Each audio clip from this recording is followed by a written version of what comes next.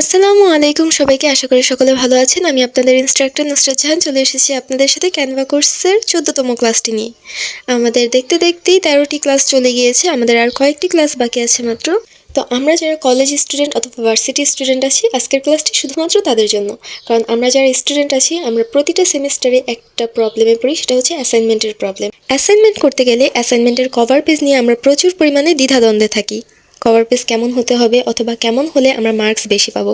তো চলুন আজকে আমরা সে বিষয় নিয়ে আলোচনা করব অ্যান্ড ক্যানভা দিয়ে কীভাবে একটি পারফেক্ট অ্যাসাইনমেন্ট কভার পেজ তৈরি করা যায় সেটি দেখব।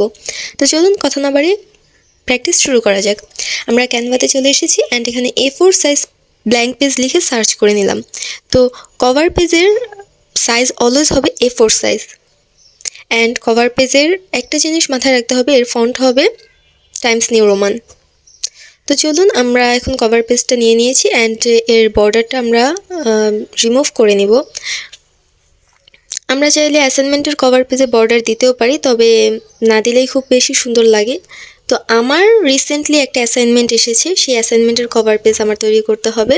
তো আমি ভাবলাম যে সেটা নিয়ে একটা ভিডিও করা যাক, এতে আপনাদেরও খুব হেল্পফুল হবে।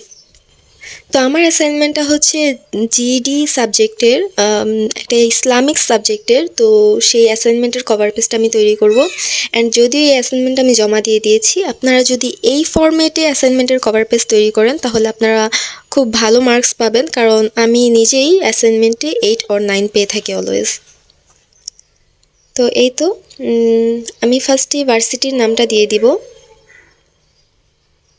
অ্যাসাইনমেন্টের কভার পেজের ক্ষেত্রে যে বিষয়টা আপনারা খেয়াল রাখবেন, যদি কোনো সুথিং সাবজেক্ট হয় সেক্ষেত্রে আপনারা কালারটা একটু সুথিং রাখার চেষ্টা করবেন। যেহেতু আমার ইসলামিক একটা সাবজেক্ট, সেহেতু আমি কালারটা একদম সুথিং রেখেছি। অ্যান্ড দেন আমি আমার ভার্সিটির লোগোটা এখানে দিয়ে দিব। আমি লোগোটা আগেই ব্যাকগ্রাউন্ড রিমুভ করে নিয়েছি। অ্যান্ড দেন অ্যাসাইনমেন্ট অন, আমরা অলওয়েজ অ্যাসাইনমেন্ট অন এখানে আমাদের অ্যাসাইনমেন্টের টপিকটা দিব। আমার মনে হয় আজকের ক্লাসটি আমরা যারা স্টুডেন্ট আছি তাদের জন্য খুবই হেল্পফুল হবে, কারণ আমরা অ্যাসাইনমেন্ট নিয়ে অনেক প্রবলেমে থাকি। তো আমি এখানে আমার অ্যাসাইনমেন্টের টপিকটা দিয়ে দিলাম। অ্যান্ড আমার অ্যাসাইনমেন্টের ফরম্যাটটা হচ্ছে অনেকটা গ্রিন কালারের, তাই আমি এখানে এই টপিকটা গ্রিন কালার রাখবো। তো এই তো আমার অ্যাসাইনমেন্টের টপিক লেখা ডান। দেন অ্যাসাইনমেন্ট অন, এখানে আমরা অ্যাসাইনমেন্টের টপিক লিখবো। And then submitted to, submitted to হচ্ছে আমি যার কাছে সাবমিট করব, মানে আমি যে টিচারের কাছে সাবমিট করব তার নাম অ্যান্ড তার ডিপার্টমেন্ট আমি এখানে লিখে দেব, তার ডেজিগনেশন। অ্যান্ড সাবমিটেড বাই হচ্ছে আমি যার দ্বারা সাবমিট হচ্ছে, মানে আমি সাবমিটেড বাই, সেখানে আমি আমার নাম লিখবো অ্যান্ড আমার আইডি ব্যাচ এগুলো সব লিখবো। অ্যান্ড যে বিষয়টা আমরা খেয়াল রাখবো, অ্যাসাইনমেন্টের ক্ষেত্রে আমরা ফন্টটা অলওয়েজ টাইমস নিউ রোমান রাখবো, এটা মোস্ট প্রফেশনাল ফন্ট। তো এই তো আমি সাবমিটেড টু এর জায়গায় টিচারের নাম, টিচার ডেজিগনেশন অ্যান্ড ডিপার্টমেন্ট লিখে দিলাম। এই তো আমাদের অ্যাসাইনমেন্টের কভার পেজের কাজ অর্ধেক হয়ে গিয়েছে। দেন আমরা সাবমিটেড বাই লিখব। এখানে আমরা আমাদের পরিচয়টা লিখব, আমাদের নাম, ব্যাচ, আইডি এগুলো লিখব। এই ফরম্যাটে একটি অ্যাসাইনমেন্টের কভার পেজ করলে আপনার ফুল মার্কস পাবেন, কারণ অ্যাসাইনমেন্টের কভার পেজ হচ্ছে অ্যাসাইনমেন্টের প্রাণ। আমাদের টিচাররা বলে অ্যাসাইনমেন্টের ফরম্যাট হচ্ছে অ্যাসাইনমেন্টের প্রাণ। তো কোনো টিচাররাই অ্যাসাইনমেন্টের খুলে লাইন বাই লাইন পড়ে দেখে না, তারা জাস্ট ফরম্যাটটা দেখে।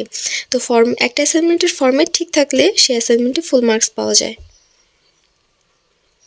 তো এখানে আমি আমার নাম, batch, ID and department and যেই সাবজেক্টের ওপর আমি অ্যাসাইনমেন্ট জমা দিব সেই সাবজেক্টের কোর্স কোড অ্যান্ড কোর্স টাইটেলটা আমি লিখে দিব। তো এই তো আমাদের অ্যাসাইনমেন্টের কভার পেজ অনেকটাই রেডি।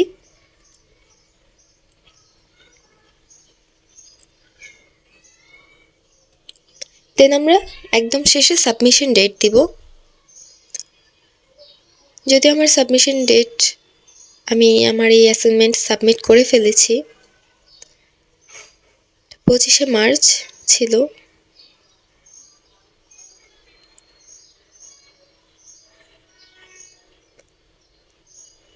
এই তো আপনারা দেখতেই পাচ্ছেন আমরা কত সহজেই আমরা অ্যাসাইনমেন্টের কভার পেজ ক্যানভা দিয়ে তৈরি করে ফেললাম।